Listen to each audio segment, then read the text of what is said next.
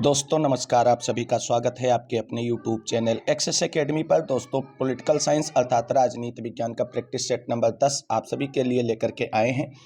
ये वीडियो आप सभी लोगों के लिए बहुत ही महत्वपूर्ण होने वाला है, क्योंकि इसमें 65 महत्वपूर्ण प्रश्नों को इंक्लूड किया गया है जो न्यू एग्जाम पैटर्न पर आधारित है और परीक्षा में जिनके आने की बहुत ही संभावना है या बार बार परीक्षा में पूछे गए प्रश्न हैं। ये प्रैक्टिस सीरीज आप सभी की आगामी परीक्षाओं जैसे TGT, PGT, LT grade, GIC प्रवक्ता, government degree college, assistant professor, Kendriya Vidyalaya संगठन और यूजीसी नेट जेआरएफ परीक्षाओं के लिए बहुत ही उपयोगी है। बिहार शिक्षक भर्ती परीक्षा में टीजीटी, पीजीटी अभ्यर्थियों के लिए भी काफ़ी हेल्पफुल साबित होने वाला है ये प्रैक्टिस सीरीज। तो आइए साथियों, शुरू करते हैं आज का वीडियो और देख लेते हैं राजनीति विज्ञान का प्रैक्टिस सेट नंबर 10। तो वीडियो में आगे बढ़ने से पहले छोटी सी रिक्वेस्ट है कि प्लीज़ वीडियो को लाइक करें, दोस्तों में शेयर करें। जितने भाई बहन चैनल पर पहली बार विजिट कर रहे हैं उनसे निवेदन है आगे की तैयारी फ्री ऑफ कास्ट जारी रखने के लिए प्लीज़ चैनल को सब्सक्राइब करके बेल आइकन जरूर दबाएं। तो आइए साथियों, देखते हैं आज के प्रैक्टिस सेट का क्वेश्चन नंबर 1। पहला प्रश्न है दोस्तों, निम्नलिखित में से फांसीवाद की विशेषता कौन सी नहीं है? ऑप्शन 1 है फांसीवाद एक सर्वशक्ति संपन्न राज्य का समर्थन करता है। ऑप्शन 2, इसमें जातीय सर्वोच्चता पर बल दिया जाता है। ऑप्शन 3, यह महामानव पूजा और विशेष वर्ग में विश्वास करता है। ऑप्शन 4, यह अंतर्राष्ट्रीय कानूनों में पूरी निष्ठा रखता है। तो पूछा गया है फांसीवाद की विशेषता नहीं है, तो इसमें ऑप्शन नंबर 4 सही हो जाएगा। यह अंतर्राष्ट्रीय कानूनों में पूरी निष्ठा रखता है। ऐसी कोई भी विशेषता फांसीवाद की देखने को नहीं मिलता है। इस प्रकार इस प्रश्न का राइट आंसर ऑप्शन नंबर 4 हो जाएगा। अगला प्रश्न देखते हैं, महात्मा गांधी के शक्ति सिद्धांत का मुख्य तत्व नहीं है, यहां भी पूछा गया है। ऑप्शन 1 है शक्ति का संबंध हिस्सा से है तथा राजनीतिक शक्ति अहिंसक कृत्य से प्राप्त की जा सकती है। ऑप्शन 2, गांधी जी ने राजनीतिक शक्ति का खंडन नहीं किया है और न ही अराजकतावादियों की तरह उसे समाप्त करने का यत्न किया है। और ऑप्शन नंबर 3 है गांधी चाहते थे कि शक्ति का प्रयोग इस प्रकार हो ताकि देश को मजबूती मिले और शत्रु कमजोर हों। ऑप्शन नंबर 4 है शक्ति का आधार हिंसा है और इसे केवल बड़ी हिंसा द्वारा उत्पादित किया जा सकता है। तो राइट आंसर ऑप्शन नंबर 4 हो जाएगा। अगला प्रश्न देखते हैं, प्रश्न संख्या 3 है जो प्रश्न संख्या 3 है, निम्न युग्मों में से कौन सा युग्म गलत है, यानी गलत युग्म का चयन करना है। ऑप्शन 1 है संसदात्मक शासन व्यवस्था ब्रिटेन, भारत और जर्मनी में पाई जाती है। ऑप्शन नंबर 2 है अध्यक्षात्मक शासन व्यवस्था अमेरिका, ब्राजील और दक्षिण अफ्रीका में पाई जाती है। दोनों ऑप्शन सही हैं, गलत युग्म चुनना है। ऑप्शन 3 है संघात्मक शासन व्यवस्था इंग्लैंड, जापान, चीन, फ्रांस में पाई जाती है। तो साथियों, इंग्लैंड और ब्रिटेन एक ही देश है, तो जब वहां पर संसदात्मक व्यवस्था पाई जाती है तो क्या संघात्मक व्यवस्था पाई जाती है, देख लेते हैं। चौथा पॉइंट है एकात्मक शासन व्यवस्था ब्रिटेन, फ्रांस, चीन में पाई जाती है। तो ऑप्शन नंबर 4 भी सही है और जो गलत है वो ऑप्शन नंबर 3 है। इस प्रकार इस प्रश्न का राइट आंसर ऑप्शन नंबर 3 हो जाएगा, क्योंकि गलत युग्म को चयन करना था। अगला है प्रश्न संख्या 4 है, निम्नलिखित में से मौलिक अधिकारों और नीति निर्देशक तत्वों के बीच कौन सा अंतर सही नहीं है। तो ऑप्शन नंबर 1 है मौलिक अधिकार न्यायविष्ट है, जबकि नीति निर्देशक तत्व अन्यायविष्ट है। सही नहीं पूछा गया है, इस बात का ध्यान रखना है आप सभी को। ऑप्शन नंबर 2 है मौलिक अधिकार नकारात्मक है, जबकि निर्देशात्मक तत्व सकारात्मक है। ऑप्शन नंबर 3 है मौलिक अधिकार राज्य को असीमित शक्ति प्रदान करते हैं, जबकि निर्देशक तत्व राज्य पर सीमाएं लगाते हैं। और ऑप्शन नंबर 4 है मौलिक अधिकारों पर कानूनी महत्व है, जबकि निर्देशक तत्व आदर्श मात्र हैं। तो आप सभी को बता दें, जो नहीं है उसको बारे में पूछा गया है, तो इस प्रश्न का राइट आंसर ऑप्शन नंबर 3 हो जाएगा। अगला प्रश्न देखते हैं, प्रश्न संख्या 5 है दोस्तों, निम्नलिखित में से कौन दबाव समूह का कार्य नहीं है। ऑप्शन 1, दबाव समूह जनतांत्रिक प्रक्रिया की अभिव्यक्ति के साधन है। ऑप्शन 2, दबाव समूह शासन के लिए सूचना एकत्र करने वाले संगठन है। ऑप्शन 3, दबाव समूह सरकारी निरंकुशता को सीमित करते हैं। ऑप्शन 4, दबाव समूह सदैव असंवैधानिक साधनों का ही प्रयोग करते हैं। तो समूह का कार्य नहीं है पूछा गया, तो राइट आंसर ऑप्शन नंबर 4 होगा, क्योंकि दबाव समूह सदैव असंवैधानिक साधनों का प्रयोग करते हैं ये बिल्कुल गलत है। ऐसा नहीं कि हमेशा वो असंवैधानिक तरीकों का ही प्रयोग करते हैं, कभी कभी संवैधानिक तरीके और शांतिपूर्ण तरीके का भी प्रयोग करते हैं। अगला प्रश्न देखते हैं, अगला प्रश्न है, संसद संविधान के किसी भी भाग को संशोधित कर सकती है, किंतु यह संविधान के मूलभूत ढांचे को परिवर्तित नहीं कर सकती। भारतीय सर्वोच्च न्यायालय के किस ऐतिहासिक वाद में ऐसा कहा गया है। ऑप्शन 1, केशवानंद भारतीवाद। ऑप्शन 2, गोलकनाथवाद। ऑप्शन 3, मिनर्वावाद। ऑप्शन 4, मेनका गांधीवाद। तो राइट आंसर होगा ऑप्शन नंबर 1, केशवानंद भारतीवाद में ऐसा स्टेटमेंट भारतीय सर्वोच्च न्यायालय की तरफ से दिया गया है। प्रश्न संख्या 7 है दोस्तों, मंत्रिमंडलीय उत्तरदायित्व के लबादे में नौकरशाही पनपती, ये कथन किसका है? ऑप्शन 1 है रेमजे मेयोर का, ऑप्शन 2 हरमन फाइनर का, ऑप्शन 3 मैक्स वेबर का, ऑप्शन 4 लास्की का। राइट आंसर होने वाला है ऑप्शन नंबर 1 रेमजे मेयोर का ये कथन है। अगला प्रश्न है, गुटतंत्र के लौह नियम का प्रतिपादन किसने किया था? ऑप्शन 1 रॉबर्ट मिचल्स ने, ऑप्शन 2 मैक्स वेबर ने, ऑप्शन 3 पेरेटो ने, ऑप्शन 4 मोस्का ने। राइट आंसर होगा ऑप्शन नंबर 1 रॉबर्ट मिचल्स ने गुटतंत्र के लौह नियम का प्रतिपादन किया था। अगला प्रश्न है, प्राचीन भारतीय राजनीतिक विचारों ने राज्य के कितने अंग बताए हैं? ऑप्शन 1 4, ऑप्शन 2 6, ऑप्शन 3 7 और ऑप्शन 4 जो है वो 5। तो राइट आंसर होगा ऑप्शन नंबर 3। प्राचीन भारतीय विचारकों में चाहे आप चाणक्य का नाम ले लीजिए, जिन्हें कौटिल्य के नाम से भी जाना जाता है, चाहे मन का नाम ले लीजिए, दोनों भारतीय विचारक जो है उन्होंने राज्य के 7 अंग बताए हैं और उन्होंने अपने राजनीतिक दर्शन में राज्य के सप्तांग सिद्धांतों का भी विस्तृत वर्णन किया है। तो राइट आंसर ऑप्शन नंबर 3 होगा कि प्राचीन भारतीय विचारकों के अनुसार राज्य के 7 अंग होते हैं। अगला प्रश्न है, भारतीय संविधान के अंतर्गत राष्ट्रपति द्वारा अनुच्छेद 123 के तहत जारी अध्यादेश के संबंध में कौन सा कथन सही नहीं है? ये चीज ध्यान रखनी आप सभी को पेपर में भी, कि क्वेश्चन में नहीं को बहुत ही ध्यान से देखना है। ऑप्शन 1 है राष्ट्रपति अध्यादेश तभी जारी कर सकते हैं जब संसद के दोनों सदनों का सत्र न चल रहा हो, बिल्कुल राइट ऑप्शन है और गलत कथन ही इसमें चुनना है। अगला ऑप्शन है, अध्यादेश का वही बल है जो संसद द्वारा निर्मित कानून का है और उसकी मर्यादाएं संसद के अधिनियम के समान होती हैं, ये भी बिल्कुल सही है। अगला ऑप्शन है, संसद के दोनों सदनों के पुनः समवेत होने पर उनके समक्ष जो है अध्यादेश रखा जाएगा, ये भी बिल्कुल सही है। तो गलत कथन इसमें कौन सा होगा? इसका आंसर हो जाएगा ऑप्शन नंबर 4। अध्यादेश जारी करने से यह समाधान होना जरूरी नहीं कि ऐसी परिस्थितियां विद्यमान हैं जिनके कारण तुरंत कार्रवाई करना अपेक्षित है। तो ये राइट आंसर हो जाएगा ऑप्शन नंबर 4। अगला प्रश्न देखते हैं, प्रश्न संख्या 11 है दोस्तों, भारतीय राजनीतिक संस्करण से संबंधित पुस्तक पॉलिटिक्स इन इंडिया की रचना किसने की है? Option 1 Rajni Kothari, option 2 doctor SP Verma, option 3 Sidney Webb, option 4 Myron Weiner. तो राइट आंसर होने वाला है आपका ऑप्शन नंबर 1 रजनी कोठारी। रजनी कोठारी ने भारतीय राजनीति के जातीयकरण को लेकर के एक प्रसिद्ध स्टेटमेंट दिया है। वह स्टेटमेंट क्या है, आप सभी लोग कमेंट करके उसके बारे में बताएं।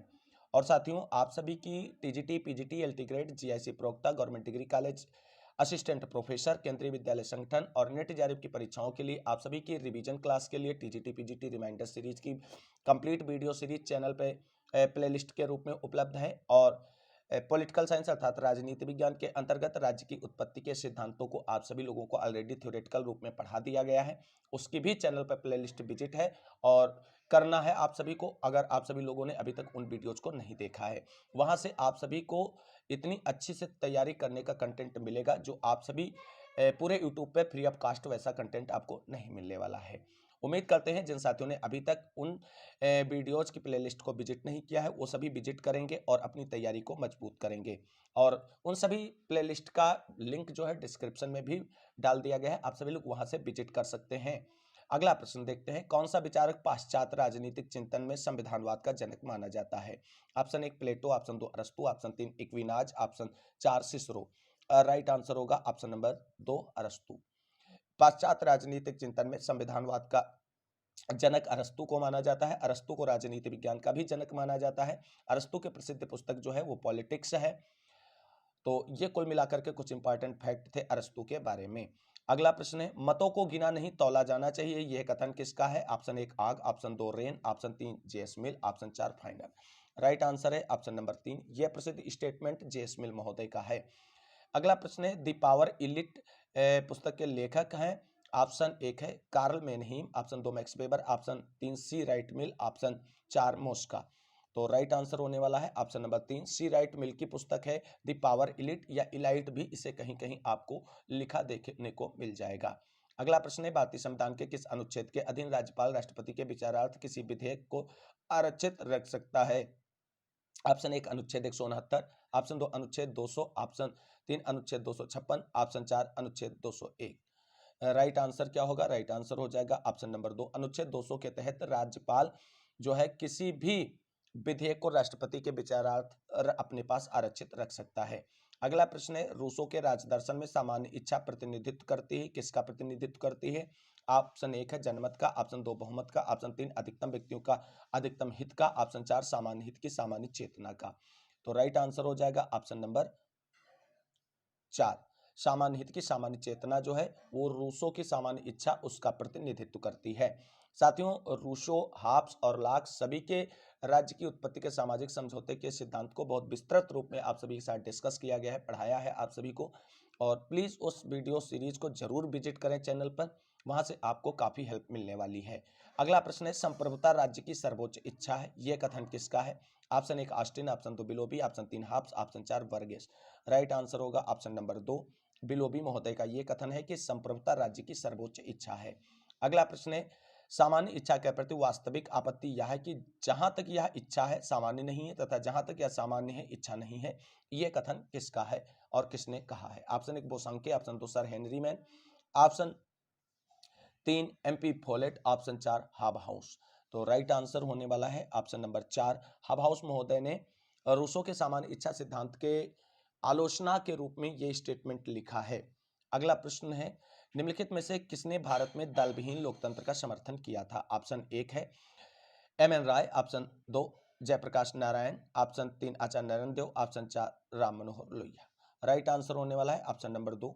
ये कई बार परीक्षाओं में प्रश्न पूछा गया है, इसलिए बार बार रिपीट हो रहा है प्रैक्टिस सीरीज में।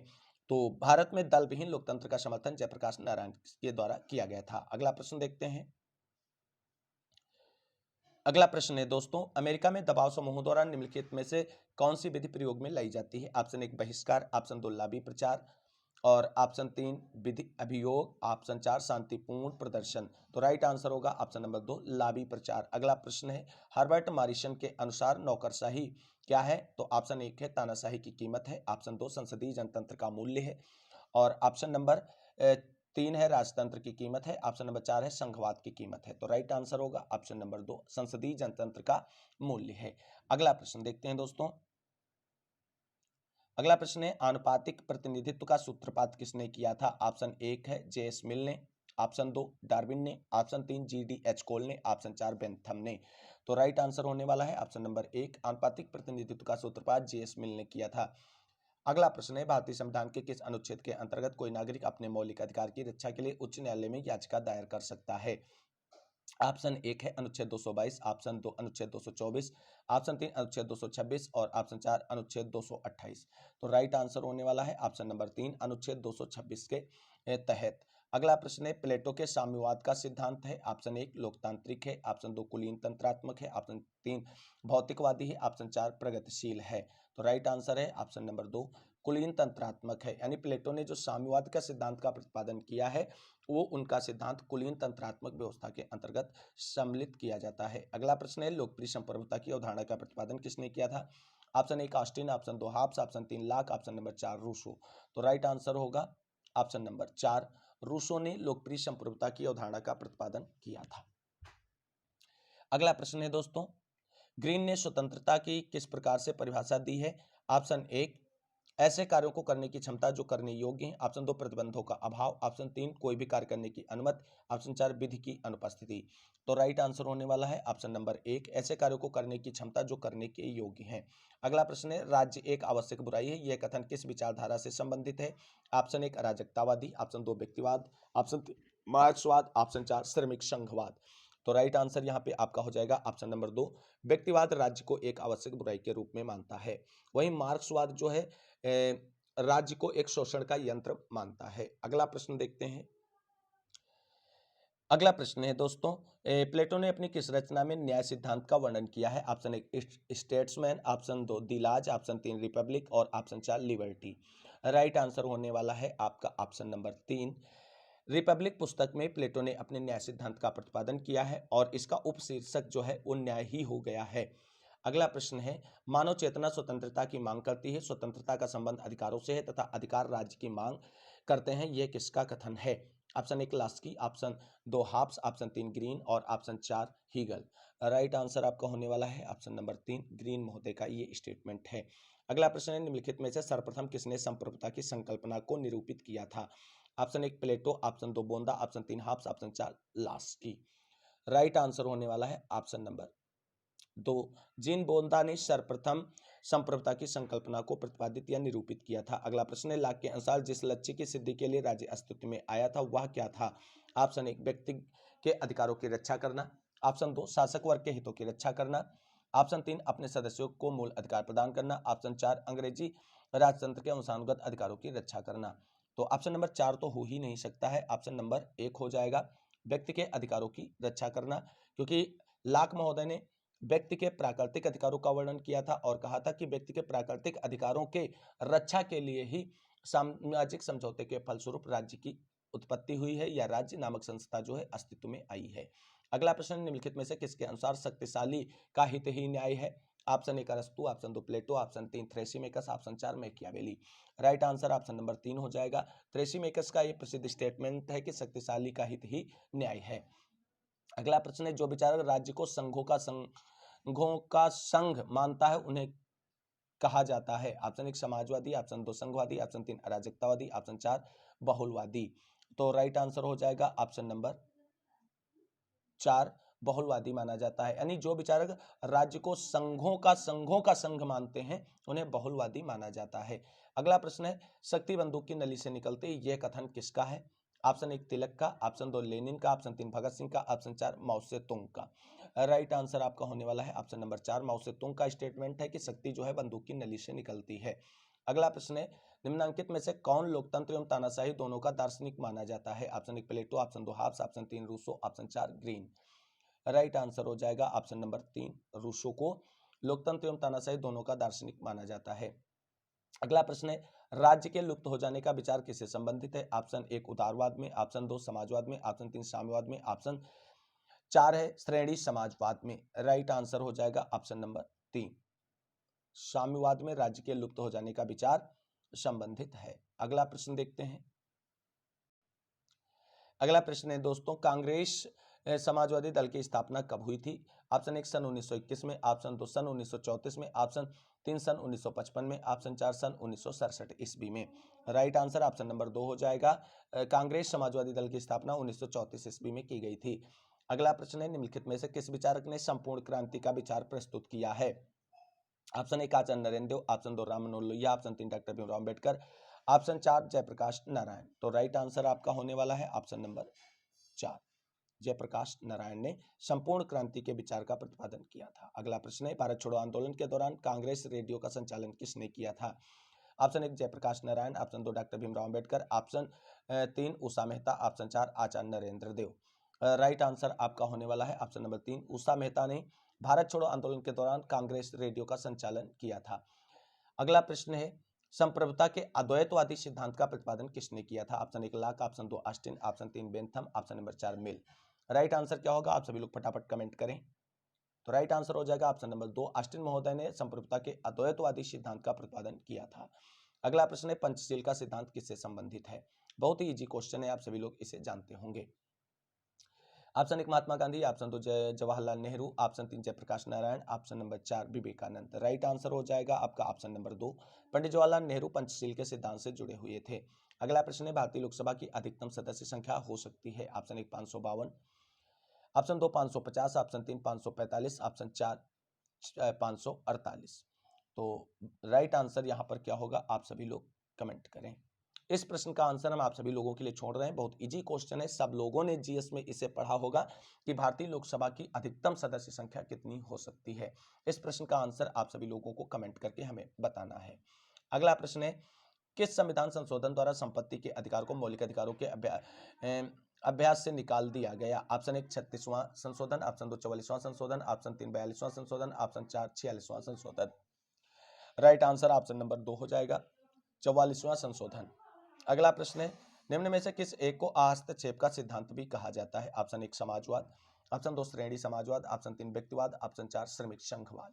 राइट आंसर हो जाएगा ऑप्शन नंबर 3 व्यक्तिवाद को हस्तक्षेप यानी लेसेस फेयर के नाम सिद्धांत के नाम से भी जाना जाता है।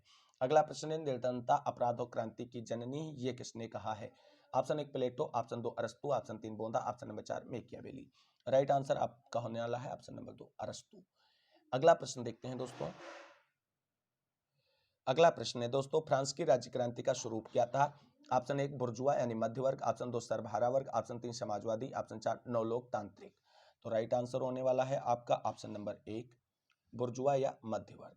अगला प्रश्न देखते हैं दोस्तों, निम्नलिखित में से किसने नौकरशाही को विवेकपूर्ण विधिक सत्ता के रूप में चित्रित या परिभाषित किया है? Option 1 Pareto, option 2 FM. Marks, option 2 Max Weber, option 4 Bentham. Right answer क्या होगा? राइट आंसर आपका होने वाला है ऑप्शन नंबर 3 मैक्स वेबर।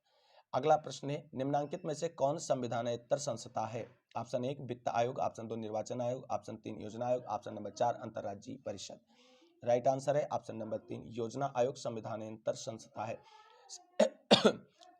साथियों, संवैधानिक संस्था और गैर संवैधानिक संस्थाओं से प्रत्येक वर्ष टीजीटी पीजीटी परीक्षाओं में प्रश्न पूछा जाता रहा है और इन सभी टॉपिक्स को आप बेहतर तरीके से तैयार कर लीजिए। हालांकि आप सभी की फ्री ऑफ कास्ट तैयारी के लिए थ्योरेटिकल क्लासेस भी चैनल पर लगातार चलाई जा रही हैं, आप उनका लाभ ले सकते हैं और फ्री में हैंड रिटन नोट्स प्राप्त कर सकते हैं। अगला प्रश्न है, भारत में संघ लोक सेवा आयोग द्वारा वार्षिक प्रतिवेदन किसके समक्ष प्रस्तुत किया जाता है? ऑप्शन 1 प्रधानमंत्री, ऑप्शन 2 मुख्य न्यायाधीश, ऑप्शन 3 राष्ट्रपति, ऑप्शन 4 महान्यायवादी। तो राइट आंसर है ऑप्शन नंबर 3 राष्ट्रपति। अगला प्रश्न है, जीवन स्वतंत्रता एवं सुख अनुसरण तथ्य किससे संबंधित हैं? ऑप्शन 1 अमेरिकी स्वतंत्रता के घोषणा पत्र का, ऑप्शन 2 भारत के संविधान की प्रस्तावना का, ऑप्शन 3 पूर्व सोवियत संघ के संविधान का, ऑप्शन 4 अमेरिका के संविधान के अधिकार पत्र का। राइट आंसर होगा ऑप्शन नंबर 1 अमेरिकी स्वतंत्रता के घोषणा पत्र का। अगला प्रश्न है दोस्तों, निम्न में से कौन एक उदारवादी राजनीतिक दर्शन का जनक है? Option 1 Laski, option 2 Locke, option 3 Mill, option 4 Green. Right answer option number 2 होगा, उदारवाद का जनक जॉन लाक को माना जाता है। अगला प्रश्न है, लोकपाल विधेयक संसद में प्रथम बार कब प्रस्तुत किया गया था? ऑप्शन 1 सन 1962, ऑप्शन 2 1968, ऑप्शन 3 1971, ऑप्शन 4 1985 ईस्वी में। राइट आंसर क्या होने वाला है? तो राइट आंसर होने वाला है ऑप्शन नंबर 2 सन 1968 ईस्वी में संसद में प्रथम बार लोकपाल विधेयक प्रस्तुत किया गया था। अगला प्रश्न है, ऐसा कौन सा देश है जहां लूट पद्धति के आधार पर लोक सेवा आयोग में भर्ती का लंबा इतिहास रहा है? Option 1 Bharat, option 2 America, option 3 France, option number 4 चीन। राइट आंसर है ऑप्शन नंबर 2 अमेरिका। अगला प्रश्न देखते हैं दोस्तों, अगला प्रश्न है दोस्तों, कौन संविधान संशोधन अधिनियम भारतीय राष्ट्रपति के निर्वाचन में संघीय क्षेत्रों की विधानसभा के सदस्यों के भाग लेने का प्रावधान करता है? अर्थात इस प्रश्न को इस तरीके से पूछा जा सकता है कि भारतीय राष्ट्रपति के निर्वाचन में किस संविधान संशोधन अधिनियम के द्वारा जो है केंद्र शासित प्रदेश की विधानसभाओं के सदस्यों को भाग लेने के लिए योग्य ठहराया गया? ऑप्शन 1 7वां संशोधन अधिनियम, ऑप्शन 2 72वां संशोधन अधिनियम, ऑप्शन 3 50वां संशोधन अधिनियम, ऑप्शन 4 17वां संशोधन अधिनियम। तो राइट आंसर होगा ऑप्शन नंबर 4 17वां संविधान संशोधन अधिनियम के द्वारा। अगला प्रश्न है, क्षेत्रीय परिषदें क्या होती हैं? ऑप्शन 1 विधि निर्माणकारी इकाइयां होती हैं, ऑप्शन 2 परामर्शदात्री इकाइयां होती हैं, ऑप्शन 3 प्रशासकीय इकाइयां होती हैं, ऑप्शन 4 उपयुक्त सभी होती हैं। तो राइट आंसर हो जाएगा ऑप्शन नंबर 2 परामर्शदात्री इकाइयां होती हैं। अगला प्रश्न है, वैधानिक संप्रभुता के पीछे एक राजनीतिक संप्रभु की खोज की कोशिश संप्रभुता की समूची धारणा को खत्म कर देती है और संप्रभुता को प्रभावों की सूची मात्र बना देती है, यह कथन किसका है? Option 1 Dicey, option 2 Gilchrist, option 3 Leacock, option 4 Gettell. Right answer होगा आपका ऑप्शन नंबर 4, यह प्रसिद्ध स्टेटमेंट गेटेल महोदय का है।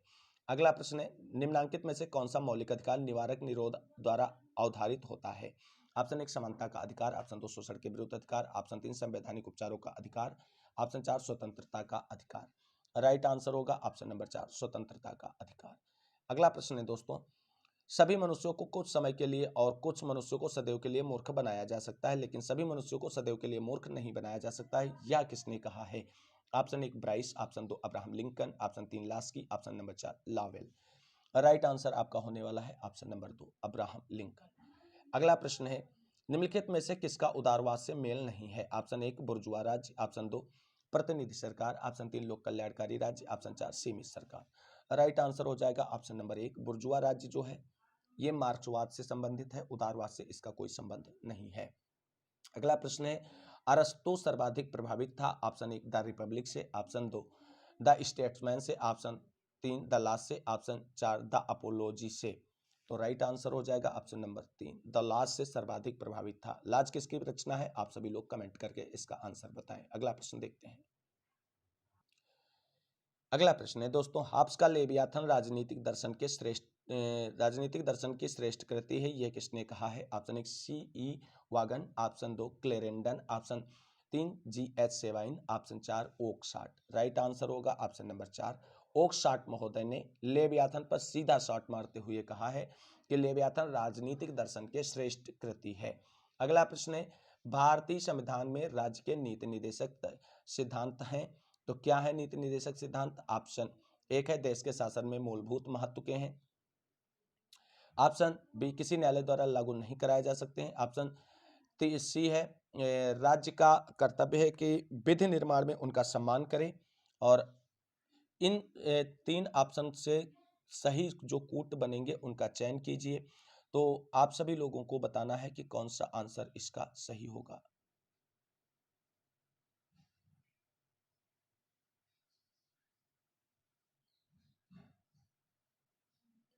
यहाँ पे आप सभी लोगों के लिए राइट आंसर क्या होगा?